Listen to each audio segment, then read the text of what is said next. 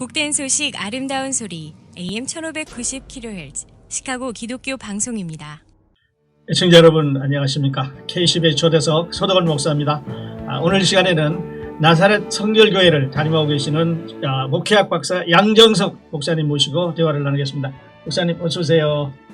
반갑습니다. 반갑습니다. 네, 우리 목사님께서는 저희 방송국의 이사님이시고 네.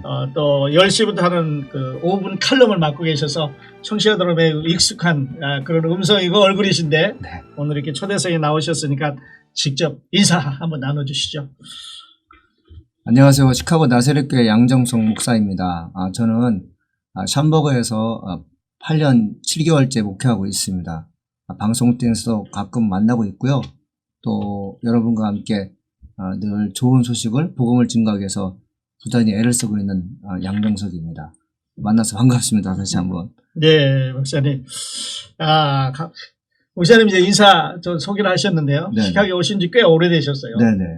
그리고 목사님은 소개해드렸습니다만은 이제 목회학 박사님이시고 네네. 또 대학에서 최프리로도 일을 하셨고 네. 이렇게 조금씩 토막으로는 알려져 있는데 네. 목사님에 대해서는 저희가 사실 저도 잘 모르고 아마 네네. 청취자들도 그러실 것 같아요. 네. 그래서 우리 목사님의 삶의 이야기 좀 전해주시겠어요? 알겠습니다. 저는 이제 한국에 있는 나사렛 신학교에서 공부를 했고요. 미국에 와서는 버지니아 린치버그에 있는 리버티 신학교에서 공부를 했습니다. 네. 한 7년간 공부한 이제 한국에 돌아가서는 모교인 천안에 있는 한국 나사렛 대학교에서 교목으로 2년간 있다가 네. 목회의 뜻을 두고 있는 상황에서 감독님께서 미국에서 목회해보지 않겠냐. 예. 그 말씀을 듣고 주저하지 않고 미국에서 목회하게 됐는데 그 네. 시간이 벌써 8년이라는 시간이 흐른 것 같습니다. 그래요. 네. 근데 그 목회지가 시카고였네요. 네네. 처음 목회지가 시카고였습니다. 네. 저는 한 번도 미국에서 목회하겠다는 생각을 한 번도 해본 적 없는데 목회하게 된 것 하나님의 뜻이라고 저는 확실하게 생각하고 있습니다. 네, 그러셨군요. 그리고 목사님 이제 신학을 한국에서 하셨다고 그랬는데요. 네네. 그 신학하기 전에 예수님을 만나셨나요? 어떻게 해서 예수님을 만나서 목회자가 되셨어요?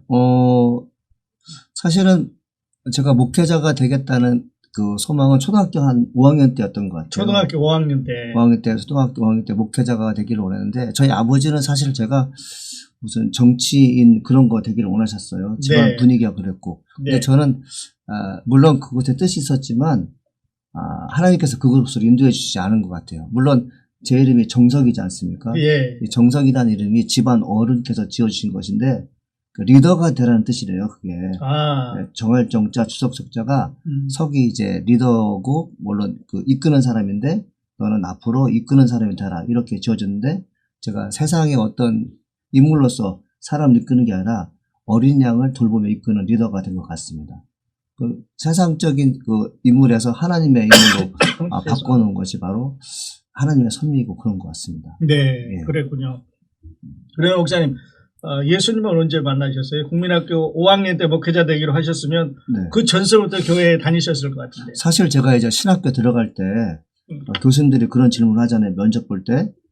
당신은 구원 받았습니까? 예. 근데 제가 붙고 싶어서 거짓말을 했어요.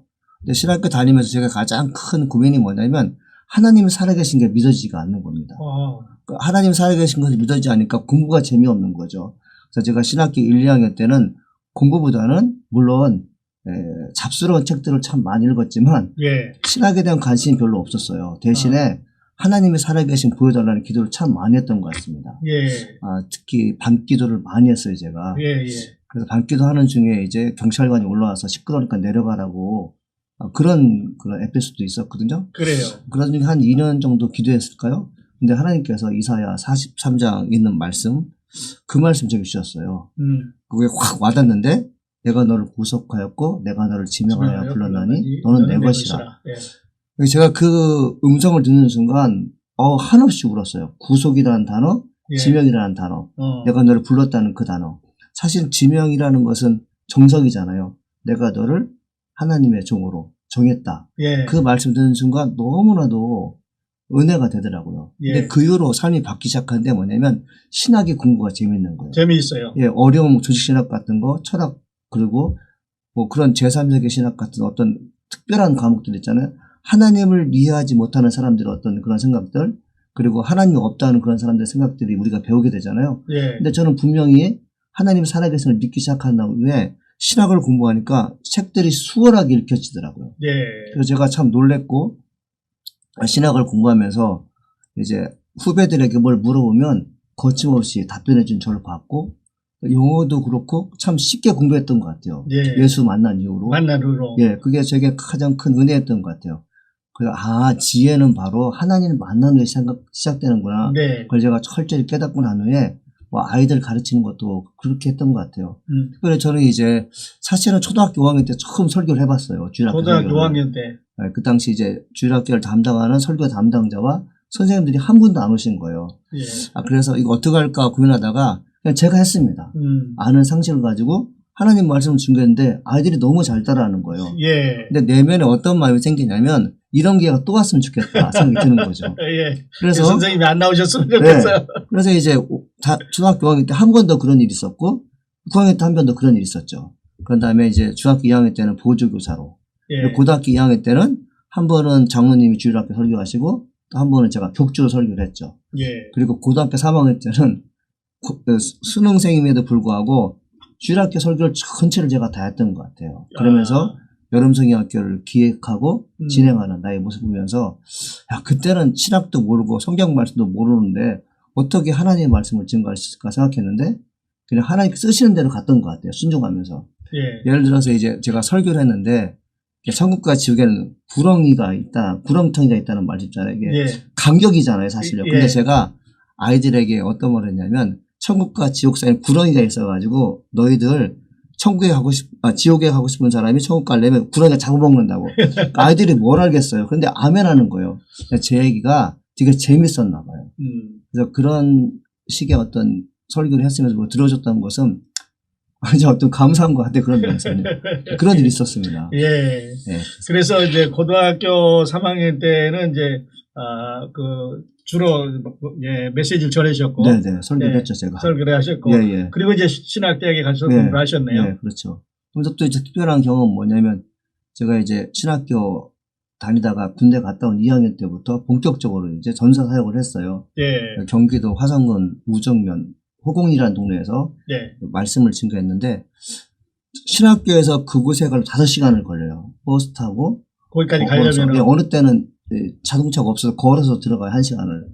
근데 제 마음속에 너무 기분이 좋은 거예요. 예. 네, 기분이 좋았죠. 그래서 거기에서 가면 금요 예배가 아니라 구역 예배라고 하죠. 그거 드리고 예. 토요일 날 중고등부 예배 드리고 또 주일은 또 주일학교 예배 드리고 성가대 주의하면서 많은 일을 했던 것 같아요. 그때는 제가 몸무게가 60kg 정도밖에 되지 않았는데 지금은 몸무게가 많이 늘어났지만 그때는 정말 열심히 사역했던 것 같아요. 한 2명 정도, 2~3명의 이제 중고등부 학생이 있는데 2명이 목사님 아들이고 1명이 이제 동네 아이인데 걔가 학생회장인 거예요. 예. 3명 가지고 내가 뭘 할까 시작했는데 열심히 기도하고 전도하니까 아이들이 불어나서 40명이 되더라고요.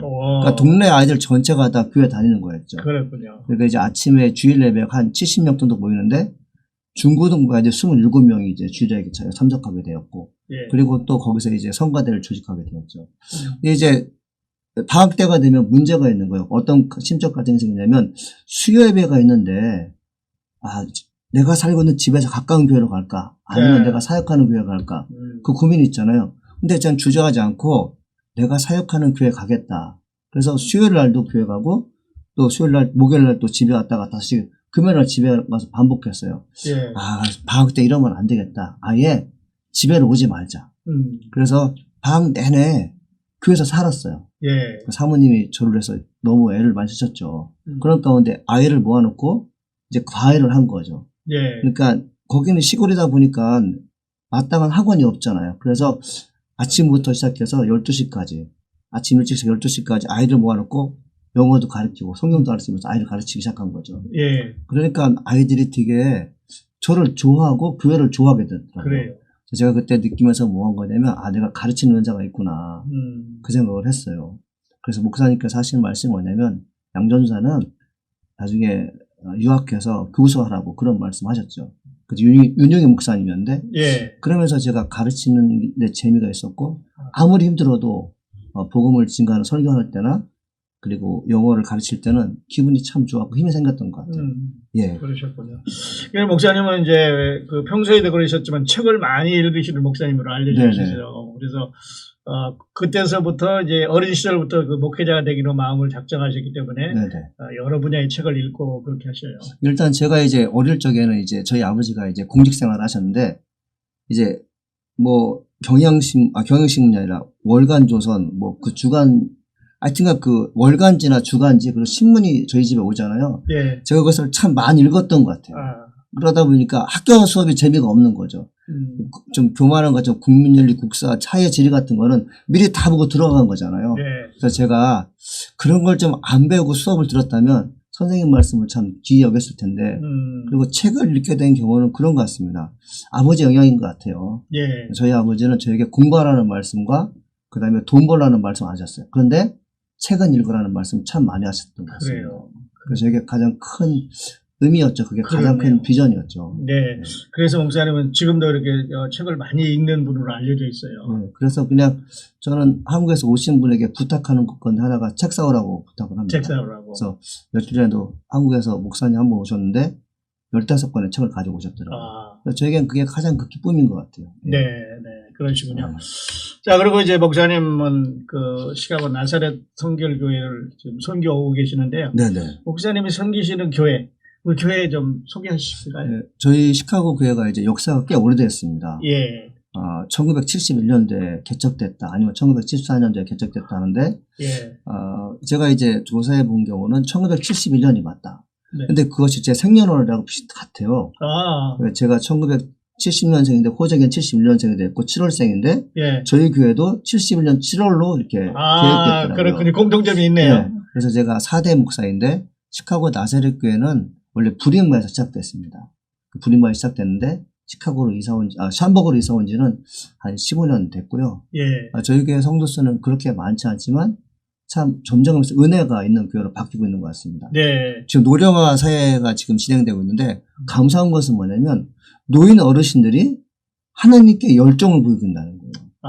네, 날 못해요 그러는데 그렇지 않고 나이 드신 분들이 은혜를 받고 마지막 생애를 어떻게 살 것인가에 대한 어떤 그게 와닿는 것 같아요. 그래서 저는 젊은 사람에게 목회하면 에너지를 얻는 줄 알았는데 그렇지 않더라고요. 잘못된 사고였더라고요. 할머니, 할아버지들이 꽤 열심히 일해주니까 저도 덩달아 기분이 좋고 또 사랑받는 기분이 들어요. 교회 요즘에 중점적으로 하는 것이 이제 노인 어르신 70% 이상 되니까 어떻게 하면 그분들과 함께 목회할까 고민하다가 은퇴 아빠를 가봤어요. 은퇴 아빠들 가봤더니 교회 오고 싶은데 못 오는 분이 있더라고요. 휠체어 타시는 분 있어요. 목발 잡고 다니시는 분들. 제가 그분들의 말씀 들어봤더니 제가 목사님 휠체어 타고 목발 짚고 교회 가는 거 부끄러워서 못 가겠다는 거죠. 이래도 내가 처녀 때는 젊은 시절 때는 명문대학교 졸업하고 정말 엘리트 중에 초엘리트였는데 몸이 불편해서 뒤뚱거리고 누군가 제 엉덩이 밀어서 차를 태우는 게 그렇게 부끄럽대요.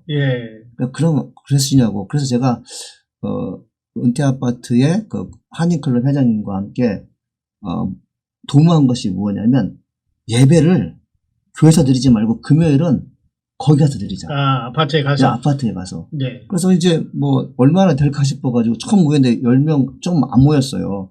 근데 조금 시간이 6개월 됐는데 지금은 20명이 넘는 사람이 금요일 예배 드리고 있습니다. 그래요. 그러니까 그 아파트에서. 네. 그러니까 이제 젊은 목사가 젊은 사람하고 목회하지 우리들과 목회하나 어떻게 그래서 예배 드리나